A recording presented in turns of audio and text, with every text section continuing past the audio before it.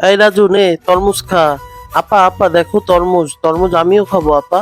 আমাকে একটু তরমুজ দিবা? যাই, তোর তরমুজ খাইতে ইচ্ছে করলে তোর বাপকে বল। কি হয়েছে ভাই?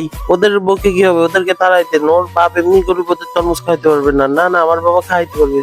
আরে আমার মেয়েরা তো দেখি তরমুজ খাইতে চাচ্ছে। এই তোরা সর এখান থেকে, ভাই আমাকে দেন। তুই যা। আসছে তরমুজ খাইতে।